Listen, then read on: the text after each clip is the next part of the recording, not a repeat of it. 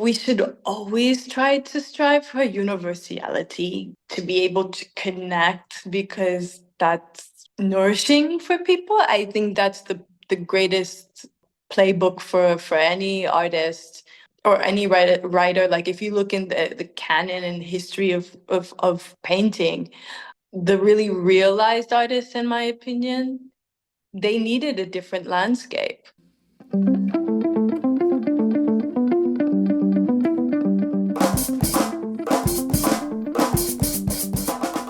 Hello and welcome to New Editions, a podcast from the Studio Museum in Harlem.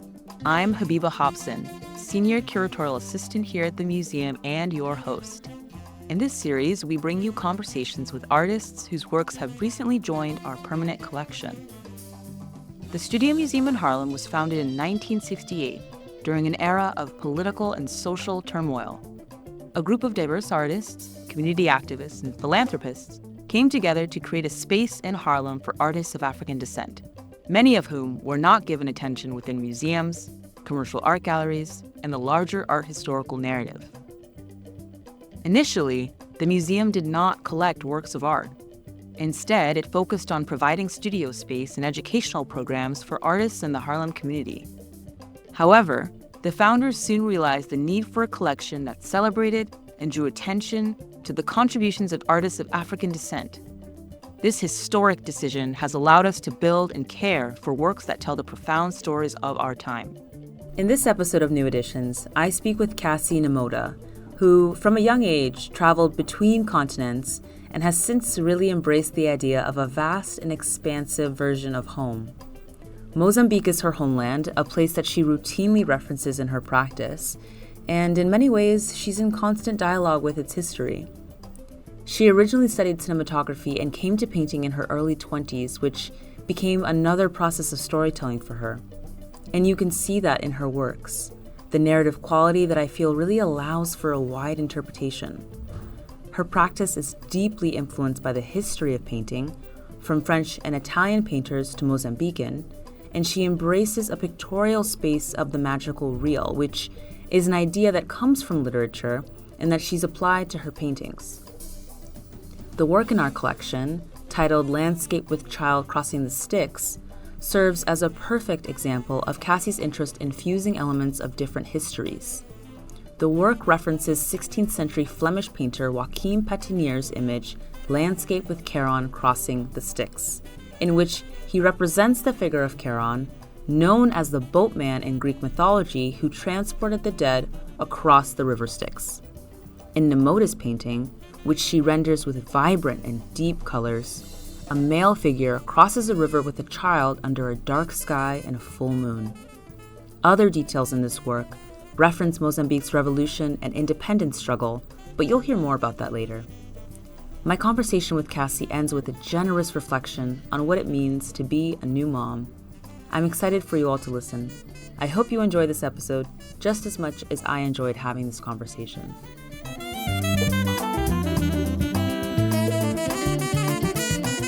I started painting in Los Angeles in 2015, 2016, and I was making work on paper.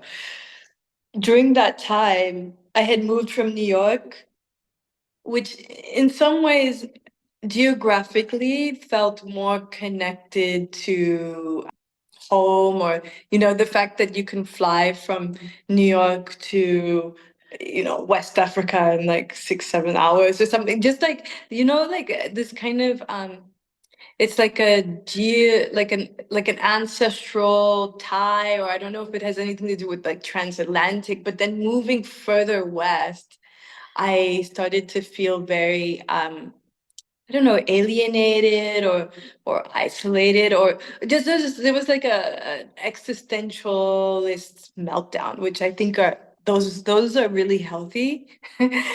So I started painting like memories, actually, just from my childhood, things from that I recalled from Mozambique. I was living in Mozambique in my early 20s. Just to give you some context, I was born in Mozambique and just shortly after, around the age of 3, we moved to Indonesia, and constantly kind of moved throughout, sub-Saharan Africa and into the Caribbean diaspora. So there was some sort of longing, and I felt like it was I things didn't go as planned. The plans didn't go according in Los Angeles, and so I had this free time, and I took up getting back to painting essentially. So I was making these quite naive watercolors, almost as a meditation. And a friend of mine saw the paintings and said, these are really interesting. They're great. Like, can I show them?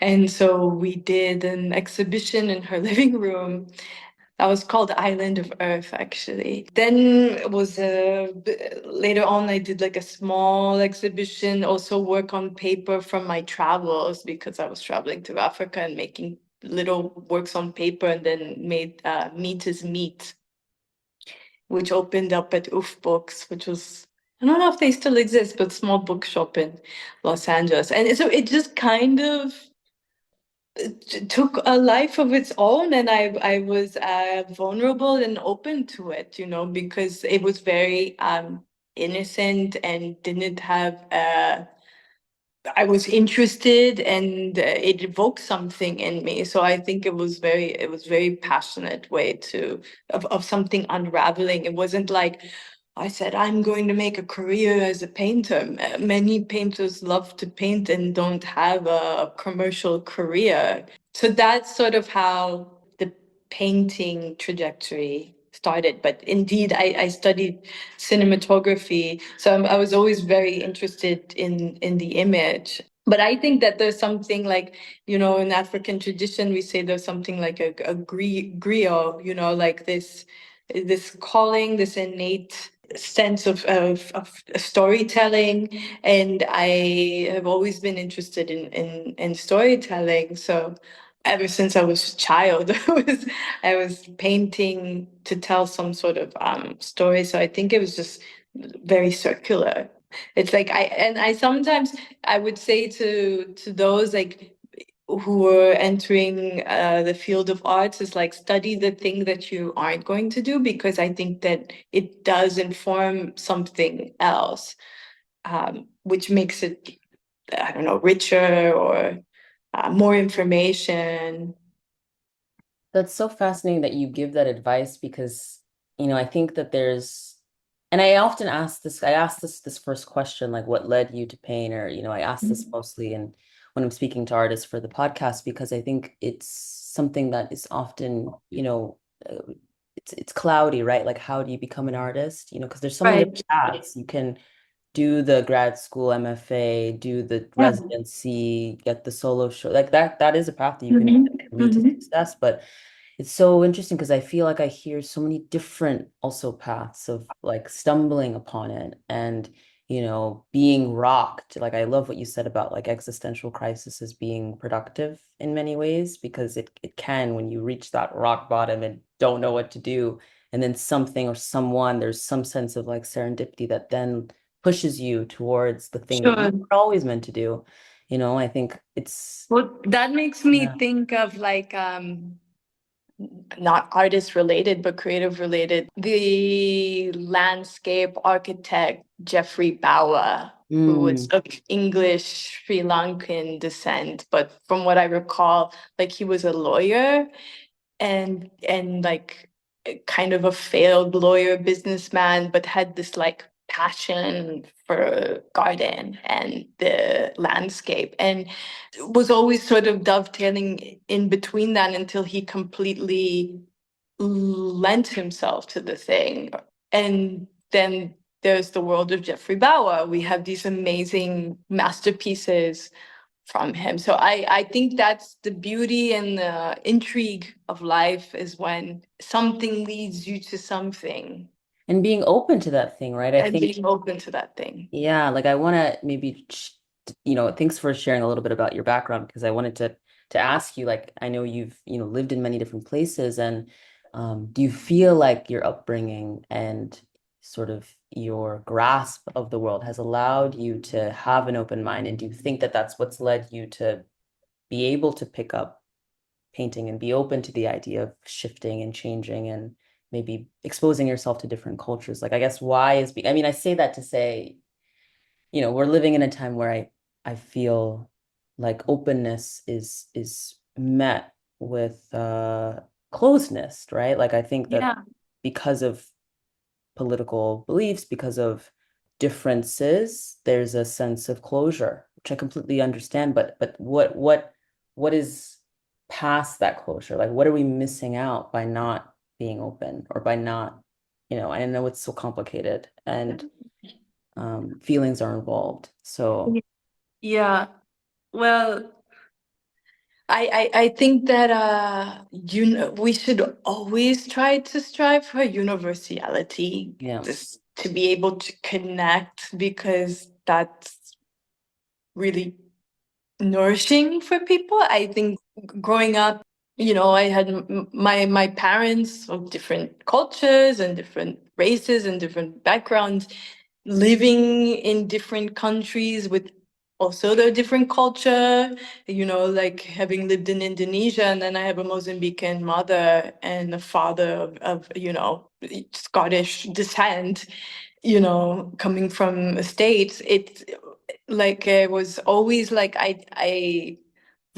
it just was ingrained in me, and then moving from place to place every 3 years, right? And then you have no choice but to connect. All you know is to connect, and all you know is to be interested. So I think that's the greatest, playbook for any artist or any writer. Like if you look in the canon and history of painting, the really realized artists, in my opinion, they needed a different landscape, right? They needed, even if it was from the white male gaze, looking for something else, in the terms of exoticism and some faraway place.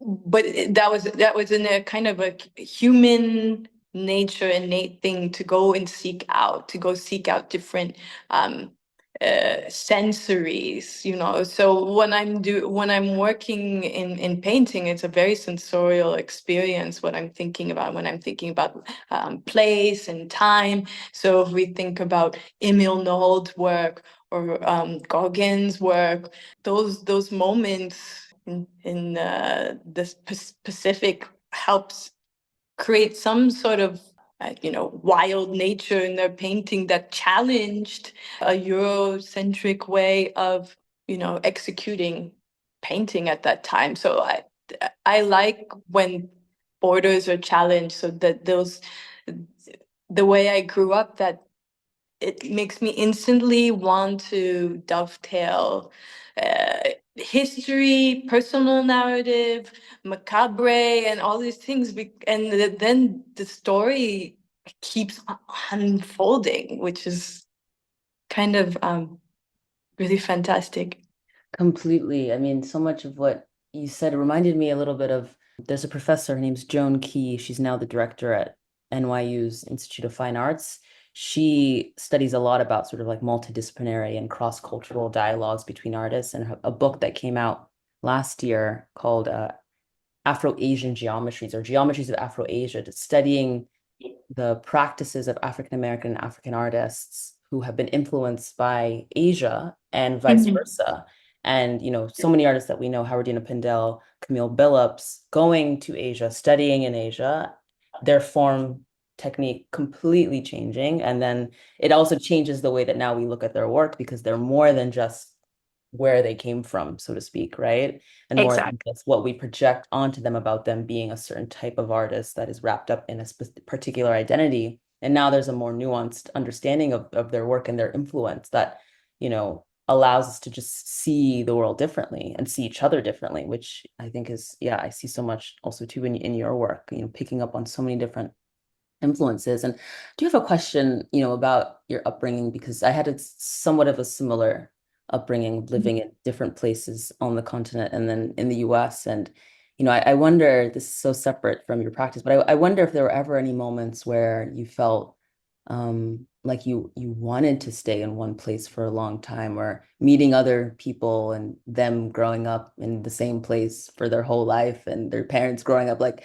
was there ever a longing for a sense of rootedness in a place physically, because you could still be rooted while moving around. But yeah, I want. Yeah. I think I was never really ready to leave. I think like when I think about like one of my first, memories as a child, as a young child, I think it had to be when we left Mozambique to Indonesia. And I had, my parents were like kind of scrambling, closing up the house. And I remember I had this like blue teddy bear.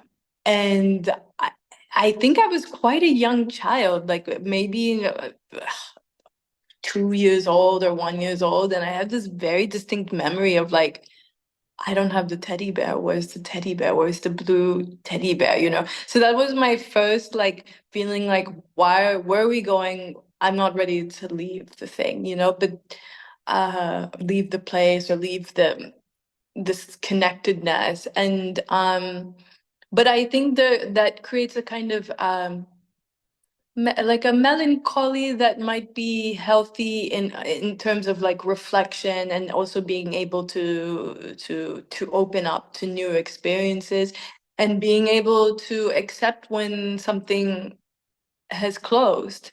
I think so often now we're like we just have more control of the world, I think, and like I don't know how, but we do. Sometimes it's good to like leave things to the wind, I guess, and I don't think I feel now ever really like I can't move on, or I can't gain a new experience. Even now I'm calling Italy my home, where I have, my family, but at the same time I could yearn for something more African, So I think once that happens, I feel like I'll feel more fully met in terms of wanting to stay in a place. But I do think at the same time, it's nice when an artist is never too comfortable. I feel like, like even like in my studio, I don't keep it super like temperature controlled. Right now it's pretty cold, and I think about Beaufort Delaney, where he would like paint with like 5 beanies and like 10 coats, like in Soho. So I think that's kind of me too. I always keep like a couple bags, suitcases, just with like a few, because I don't know. I think that's it makes life exciting. And also like when I was living in New York, I'm giving a really roundabout answer, but I for a while I had started to slowly move from East Hampton, and I moved into the Berkshires because I needed to be like more insular. And I found this really like romantic Shaker craftsman house. And so I settled into the Berkshires, but I didn't have the studio yet. So I was doing these crazy long drives to East Hampton, where my studio was. And I was just like crashing out in my studio, painting there. But then I was like, I had a completely different rhythm. I was like swimming in the morning, going to paint, back in the water, paint. And then, then the Berkshires, I was like very quiet. I would go and sit in front of the fireplace and literally just be. And that for me also felt like studio time or creative time. Like I'd go to my favorite bookshop there and just like buy a bunch of books and just like delve in. So I think it's really, if possible, go and do a residency program, or go and just rent an Airbnb somewhere far away or not far away. But it does evoke something, because I think human beings by nature are nomadic beings. Everyone's nomadic being.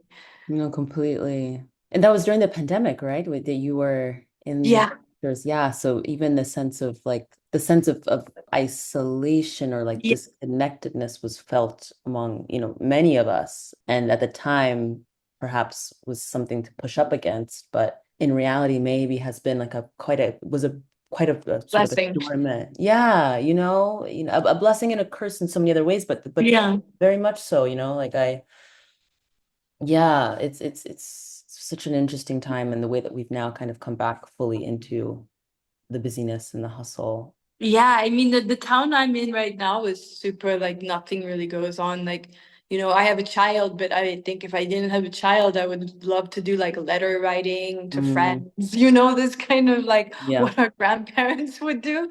But this like luxury of time passing.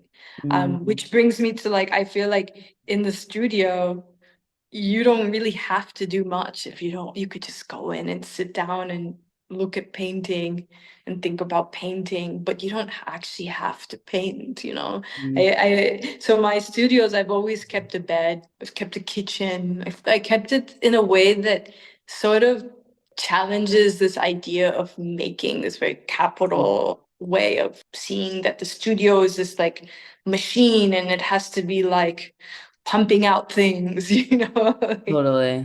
Wow, yeah. I mean, I want to shift yeah. specifically into thinking about like the painting that's in our collection. So this work is called Landscape with Child Crossing the Styx. Yeah, I want to hear a bit about what steered you to create this work. You mentioned that it was made in COVID, but like what narratives or histories did you Oh, pull cool to see from? this again. So at this time, I was looking at like Flemish primitive painting, and this goes back to what I was saying about, as I think like any painter has like the history of painting sort of in their DNA, and then it's just about making a personal narrative. So I was looking at Joachim Patinier, Yeah, a Flemish painter from I believe 1500s. And he had gone and studied in Italy. But he was sort of from that Hieronymus Bosch school, but his paintings were less wacky than Hieronymus Bosch, but still both interested in the same ideas, observation of human nature and religious and political landscapes for whatever was up at that time. So I took the painting Child and Sharon Crossing the Styx from Joachim Patinier. I believe that's the title. yeah, So in that painting, the child is kind of like a spirit, and he's looking between heaven and hell. Here, it's less drastic. There's not a heaven and hell paradigm, but there is a drama. So there's these macros that are lined up in the left corner with these snow-capped mountains, and the snow-capped mountains. I was thinking about Bruegel, who did these amazing snow landscape paintings. But to give you context with the macro, during Mozambique's revolution and independence struggle, it was essentially a kind of a Cold War. So there wasn't much to eat, and there was not much protein. So the only protein that was around was a mackerel. So if you try and give a Mozambican a mackerel today, it's a trauma for them. And you call it carapau, which is like I guess it's like a carp fish. I don't know if that's the same as a mackerel, but it's like a carp. So I thought about in a futuristic landscape, because my paintings also deal with climate change in the global south. And that has been a theme I've been revisiting constantly as patterns are changing in the global south. So I thought about like, okay, with these patterns changing, futuristically thinking, what if the only protein source left in this African landscape is mackerel? So here it is lined up in that corner, and then you have the father and child, or man and child figure. He's kind of in this like cloth, sort of like departed from the dock where you see another boat lined up and kind of rushing across, and then you see these blackbirds when you think about blackbirds or crows, you usually think about like kind of isolation or this sort of eerie feeling. So I like to also add symbolism. And so the crows kind of symbolize this lack of life or human life in this landscape. And also, I would say I'd like to add like the body of liquid there is like a kind of gaseous liquid. Mm, So that also symbolizes like resources as we know it have depleted itself, right? And I guess I went into this painting thinking about like Western powers and essentially the greed mm, of capitalism and how the most vulnerable ones are those in the global south that mm, have not much to do with utilizing all the resources that the modern world, the ruling class utilize. It's a sense of like loss and despair, and then there's also like repair. I mm. think maybe like the the macro could be a kind of labor and also a kind of repair of like building a sort of collective. So whether we're looking, at this painting or the world in which we are in right now, like these are ideas that I think we could also take, because within any catastrophe, like we have to repair. It's what humans have always done. Like we have to work collectively, we have to work in a laborial sense. And you see that in indigenous communities time and time over again. I Totally. mean, they can't just like call like a big contracting company to Right. like, like they're gonna do it themselves. You're listening to New Editions. Now let's take a moment to listen to our Director and Chief Curator, Thelma Golden, who's going to share why you should become a member of the Studio Museum. Become a founding member today and be a part of a community of dedicated supporters committed to preserving Black art and celebrating artists of African descent. Our Studio Museum in Harlem members are essential to our community and future in our new home. Founding members will be among the first to step foot in our new museum, a transformative new space where art by artists of African descent will be created and celebrated for generations. Members will receive an invitation to an exclusive party during the opening week celebration and so much more. The countdown to opening has begun, and membership support is more important now than ever before. Partner with us as we embark on this exciting new chapter. I didn't know about Joaquim's work, although I spent a lot of time in the Prado in 2018. And so My I've been in favorite that room. museum. Yeah, same. And the Favorite Goya museum. dark paintings. Oh my We gosh. and I would say maybe the Goya dark paintings also have kind Is of looped into here because in this it's 100%. Yeah. yeah, yeah, Completely. It's such an, I love that you took like the visual, sort of the sort of schematic approach and the story, or in some sense, as a way to inspire this work. And I love that you sort of put it's a completely different spin on even the idea. But just to sort of bring Patineer back into this discussion, because I think that work is really fascinating, right? Because I think what he's illustrating is like the choice, the duality that's present in the human experience, that we have to choose often between good and evil. We're choosing, that's just part of the human experience. And that can be interpreted in many different ways. Well, what is good and what is evil? But in that case, he's speaking about like the choice of hell or heaven. And in some right. sense, I feel, even though you're taking on a completely different approach here, it did to me, before, of course, hearing you speak about this work, I was like, oh wow, maybe the choice here is actually choosing heaven. Because I think in Patineer's work, he's choosing the spirit Oh, is choosing yeah, evil.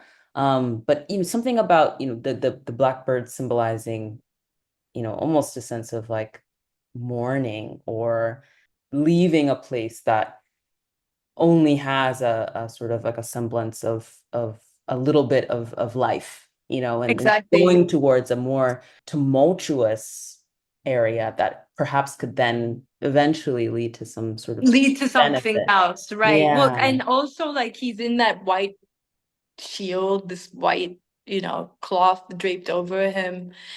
And so if I were to like think about it maybe or ponder on this painting, and I think that's also interesting to revisit this painting after a few years, and then also learn new things about this painting, is that but perhaps they've collectively worked in this very difficult, challenging landscape, and they've made something which is, worthwhile in terms of they have some sort of resources, the carp lined up there. They have the snow-capped mountains, which might symbolize some sort of life or water.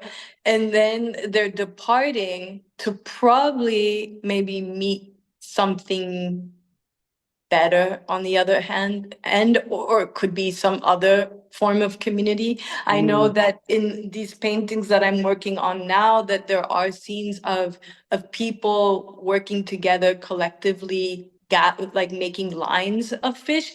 And I'm thinking about like kind of ethno-mathematical grids in Africa in terms of agriculture or textile imagery. Perhaps maybe they're going to meet someone else to show them that there is a better side. But and then and perhaps maybe the crows are almost the imperialists or the colonialists, and maybe they want to eat the fish. I don't know, but there's something quite ominous about the journey that they are set on. That's kind of the wonderful thing about painting. I mean, about all mediums, but I think really, just to sort of, because you're a painter, just to speak about painting, that it can be a place where we can project a narrative, like we can make up or share really what we're seeing. And I think this is such an interesting work, because you give us just enough to say what it is that we maybe think about it, but it also could be a completely different approach. And I find that that's something that I'm able to do with a lot of your paintings. There's an openness within your. I really, really strive for that, because I think that the paintings I connect to the most in terms of art history and it are paintings that leave me making some sort of story or reflecting on something. And I think that that's really the essence of a narrative in painting, is that it should never, for me at least, be so clear or so blunt, and that perhaps there could be some mystery. I like to hear everyone's sort of conclusion, or what they sense of something, what evokes them, That tends to be how I like to proceed in painting. Yeah, I think Tarik has maybe something to share about this, because I know he did a lot of research into your practice and, has had many things to say about this idea of the magical reel being discussed in your work. Tarik, do you want to chime in? Yeah, no, I would love to just hear you speak more about that term, the magical reel. Like I know it's come up a lot in you speaking about your own work and then others speaking about your work. And you're drawing from very real histories, but you're depicting these fictional characters that come up from your own narratives that you're creating. And so I kind of see the magical and the real coming up in that way. But I would love to hear you speak about what the term magical reel means for you in your practice, but then also specifically with this work. So when I was around 22, I moved back to Mozambique, and I really wanted to connect to a place that I hadn't been brought up in, just born and left, right? And most of my time spent on the continent has been in Anglo and Francophone country, which that's the beauty of the continent, that every country has a different sensibility. And so in order for me to understand Mozambique, which is quite a complex place, given that it's essentially quite a new country, that along with Angola and Namibia, I think now Mozambique must be 48 years young. So liberation was definitely something in our parents' generation. So those discussions were always at the table. And then soon to follow a 16-year civil war, which left the country quite disabled. But that to say, the richness of Mozambican culture has been through the art, through the literature. And you can't help but feel that magical realism exists both in the painting landscape and as well as in the literary aspect of Mozambique. And I would tell anyone who would like to learn about Mozambique is the best way to understand Mozambique or learn Mozambique is through the literature. And the literature is all magical real. That's the stylistic language that has been given in the country, or that resonates the most. And same in Angola, you have Jose Eduardo Agualusa, you have Mia Couto in Mozambique, and many other writers. So once I delved into the literature, I think stylistically it, you're making, when you're reading, you're making imagery in your head, you're making these depictions. So then that informs how I connect to painting, making these connections. And I think painting is all about connections, making connections. And while I paint, I'm still speaking in a Mozambican literary sense, right? I'm working from that Luso perspective, even if it's in some ways it's general. Like if I'm thinking about East African theologian John Mbiti, he's also working from a framework where he's thinking about, he's going through Christian theology and then African spirituality. So that's how I'm working here. I'm looking at African spirituality, which is in its own sense, a magical real. And then using also this element of religion, when we look at Patanier's works, or Bosch, or Bruegel, or any of these master paintings, religion, around, it was such a massive part of how society functioned.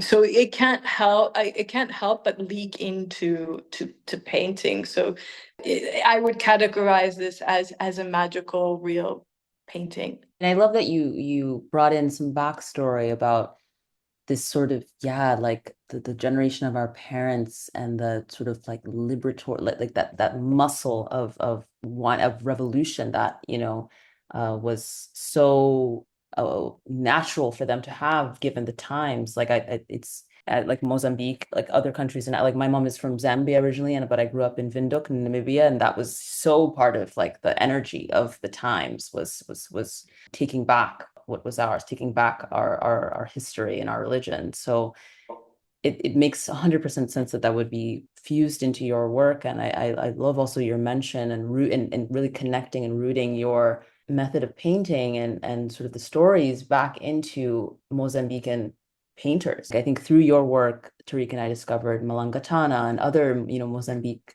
painters. He painted from his nightmares, Right. Crazy. Which is crazy. Those are some wild paintings. Like truly, I mean, it makes sense that he would paint, that he painted from his nightmares, because the chargedness within his work is it's so, it's kind of, it stays in your memory as a viewer. Thanks so much for sharing all your different influences. And I think on that note, I'd love to hear about other perhaps like writers and filmmakers. I mean, you're an artist that has lived in so many different geographies and create works from, across time and space. And sometimes, this question, such a general question, like how can you boil down your influences into just like into a short format that is relatable to an audience, but maybe just right now, like who are some people that are asking questions that you are also asking in your own practice? Well, I'm trying to think, like, recent work. For instance, I had a project with Cranford Collection in London where I painted like a series of like tropical birds kind of frenzied eating a stale fruitcake. And that for me was metaphor of the scramble for Africa.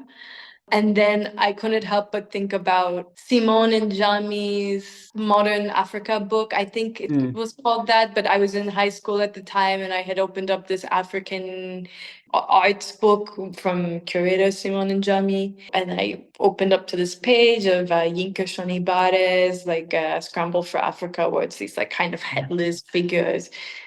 So that painting, I thought about that moment, right? You know, like making that connection and then also making connection history wise. And so maybe Yinka is speaking to me there, right? And then I would say like with the Equator's Forfeit, Xavier Hufkins in Bruxelles, there's this essence of, you know, faraway place and I guess I would think about the painters who have traveled far to evoke something different in their practice. And I have this one painting, When Will You Marry, which is inspired by Gauguin painting, but I take away the male gaze and I recontextualize it into something that is more close to us as women of, you know, African origin, where marriage is something quite important in society. And John Mbiti says that when two persons get together in African society, you know, in a union sense, all history repeats itself. It's like ancestral and all the things, right? It's meeting together, and so marriage is quite an important notion, quite different from the West, I think, in terms of union, because I think the West really works on marriage being a romantic sensing, and I think in Africa it can be quite practical. So I was working with that very layered notion. So maybe in that show I'm thinking about John Mbiti, Gauguin, Rousseau, because there's some kind of animal landscapes that show up current, and then now there's Sharjah, which I'm thinking about Patinir, Bruegel, you know. So I think things work kind of quite circular, and then usually, for instance, with the Norval exhibition, Is It Sunny or Cloudy on the Land That You Live On? It's a sort of mini retrospective. So I'm looking at the history of my, you know, my time painting. What have I resonated with most that have I kind of like have these like revisiting figures that show up in my work, where it's like either the conjoined twins or this Maria figure. Exactly. And you know, when I think of the Maria figure, it's really the history of painting, right? Like I think everything transcends from this very, you know, hugely symbolic image of the mother and child, or just, you know, Mary Magdalena on her own. And so I use her as like a metaphor for you know, post-colonial Africa, this very like layered, complicated woman. But and then I would say like Africa is a very layered, complicated, perplexing thing, you know. So there's an intrigue around that, and so she'll show up, and then, you know, now I'm looking just like at landscape. So then there's Monet. Like I spent the summer in Bordighera, where Monet had gone to like work on paint, you know, landscape for a few days, and then ended up staying quite some time because he was quite baffled by how complex the landscape was. So there I go into landscape. So I think it's just like having a conversation with these artists and myself, and what I want to see in work, or what I would like to challenge myself with. So I think that keeps it interesting. It's not like I'm like, you know, like I have a Gerhard Richter landscape book sitting there. Maybe he's talking to me or something. I don't know, but like it's just like that. You just like I think it's an awareness, right? So then like anything can kind of spark some interest, right? Totally. Yeah, I love hearing you speak about the circuity of things that show up in your work, like, when you mentioned that the work in our collection, Landscape with Child Crossing the Styx, that painting is coming back for you now as you're thinking about Sharjah. And Right. Joaquim Patinir is coming back because of that painting, because you're thinking about, it's fascinating to think about, the arc of one's practice. Yeah, and I think like everything, like in painting, things are very circular. Like you never, I mean, rarely do I ever see a painter in the history of painting leave one subject and never return to it. Right. There's maybe not a satisfaction or there's a curiosity to return. And so I think painting or art is quite circular. Totally. Like instead of thinking about the arc of one's practice, we're thinking about the circularity of one's practice. Like, yeah, I mean, I have I'm always fascinated by artists that reach a very, very old age and they're still working. And Right. thinking like about, I could make a whole show on that, like artists in their old age and the works that they make in conversation with the works that they made early on. I always feel like there's a sort of coming back to something. There's still such a deep sense of wanting to explore and push past what they think that they know. But in Of a course. way, it kind of comes back to what they've been doing for so long, or what they used to do. Like Jack Whitten is an artist that comes to mind because when he reached the end of his life, he started making these like intensely like sculptural works. I mean, they were paintings, so to speak, but he Yeah. used these like little chips, these tesseract. Amazing artist. Yeah, but he was like doing something kind of similar, working in ceramics as an early Yeah. so it's just always so fascinating to think about the work that they create. Or Picabia, Mm. towards the end of his career just became really like just dots. Right. It's really expanded. Right, I love it. It's so interesting. Wow, so cool. I guess just to end, because I this is the last question, the part of the sort of like more formal part, and then we'll go into some shorter questions that I ask every artist. But I do want to end with an invocation of the writings of theologian, Kenyan theologian John Mbiti, who you already brought up. But his book, African Religions and Philosophy, famously discusses like this concept of time. And he shares the belief that in traditional African concepts time is a two-dimensional phenomenon with a long past and a present. And I know you know this so well, but the long past, for those who don't know, is referred to as Zamani, and the present and near future is referred to as Sasha. And you've touched on this philosophy so many times in your work, and I just, in the spirit of thinking about Sasha, like what within this near future are you most looking forward to?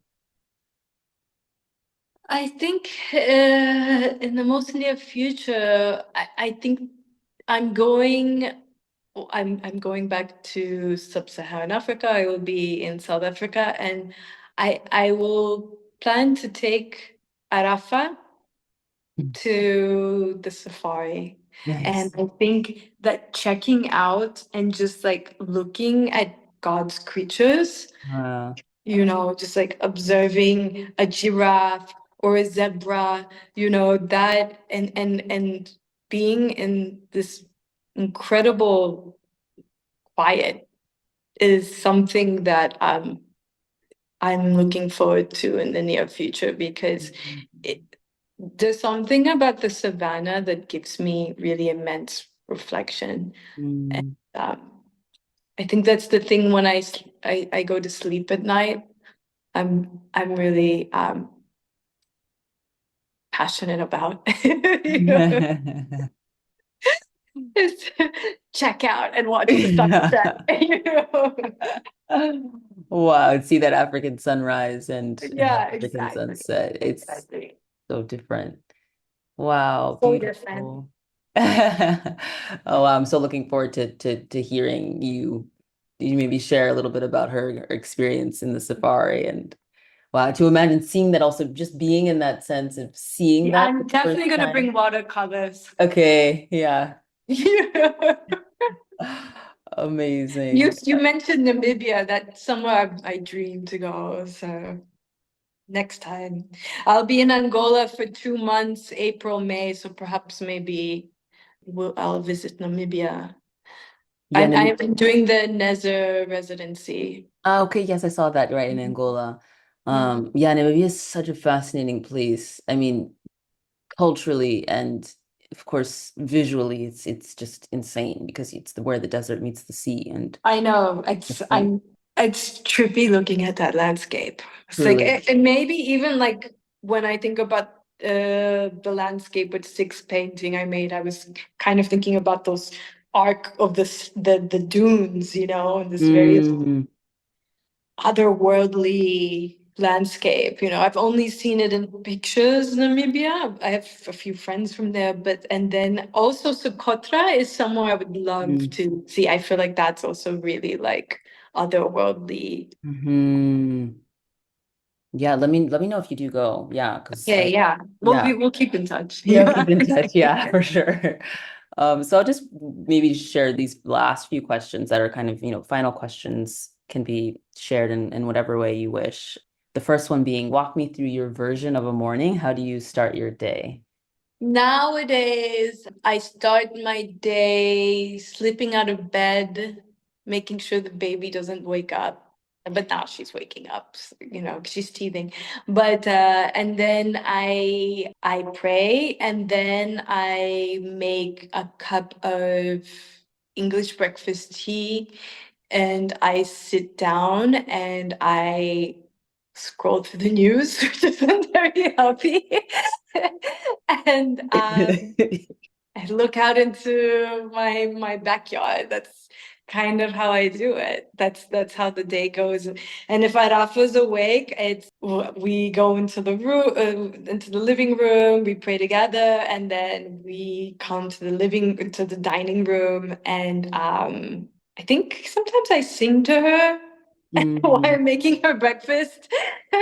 And then we go either to the studio. So that's either to the studio or whatever life things take us around town. Yeah. Mm, mm. So routine is really like a abstract thing these days, I think. Yeah. Is there something that you, wherever you are, that you continue to do in the morning, regardless of where you might be? I would say my previous life, like definitely like a brisk morning walk. Mm-hmm. But now there's like an element of me that's connected to something that like I'm responsible for, and like Right. I she's not going on brisk morning walks with me yet, but perhaps soon. I like it. I like to be like cold in the morning. I like that it like wakes some, like a the vagus nerve, and I'm really like, Mhm. yeah. So that would be like I think in general the thing that I keep quite consistent. Wow, yeah, I'm totally. not like a journaling person. I think that's nice, but It's like nice, but not for me. And then this next question I changed. It used to be like, if you had access to unlimited funds, what's a big project that you'd take on? And my previous interviewee, Derek Forger, he suggested that I change it to, if you had 5 uninterrupted years where you really did not owe anything to anybody, and there was no deadline, there was no pressure really to do or be anywhere, what would you do? that's a very Derek question. He always gives good insight. I think I would be surfing. Hmm. I just get really into surfing.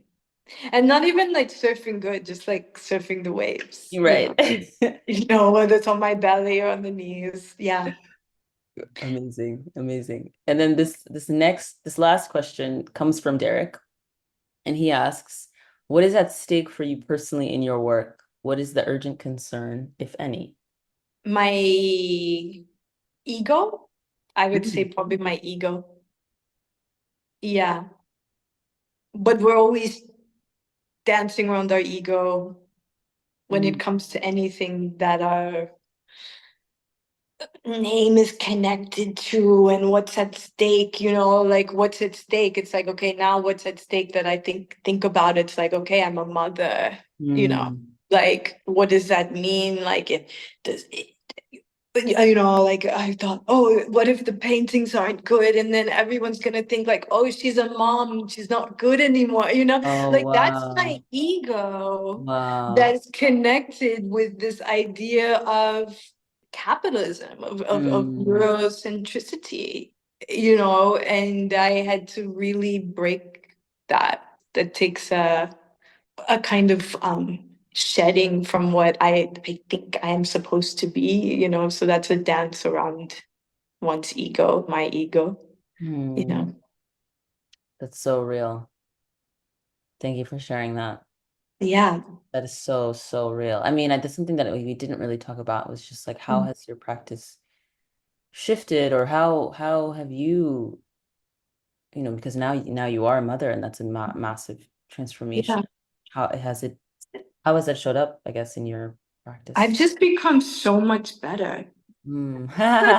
I just like there's a different kind of attention that I don't think that any man will ever understand, because your attention, like literally like the first days postpartum was like you're like on this like super like alert like lioness thing, and like you don't, I mean, maybe some women use the phone, I don't use the phone, and I just stared at her for like 12 hours a day. I mean, if I could sleep, I would sleep, but I just stared at her. So I knew every kind of like eye thing. And, it's just like it takes a really astute attention that when you apply that to something else, it's like, whoa. Wow. So it's the art of seeing, Mm. it's It's the beautiful. art of seeing. I recently heard another fairly new, I think her baby's now like maybe 7 months. Yeah, like actually the same age as Arafa. And she said a very similar thing. Like before she, her child was here, that she would, have like she had ADHD and was kind of like felt a bit more scattered, and that her baby kind of jolted her. Having the baby has made her so much more alert and aware, and she feels like there's like a leveling up that she's been able to do just like within her own sense of Right. awareness, right? Yeah, which is so interesting. Yeah, lots to think about. And then just, yeah, one last thing. You could share one question that you would like me to ask the next artist. I don't know who that next artist will be, but Uh, how do you counter capitalism within your practice? yes. Huge. Yes. I'm so curious. Do you You know? do you want to answer that question? You don't have to, but Yeah, for yeah. me, it's being a mom. Mm, mm. You know? And yeah, it's like time no longer is for this machine, you know? So that's very artistic. Yeah, 100%. 100%. Yeah, I mean, that's all I can really say.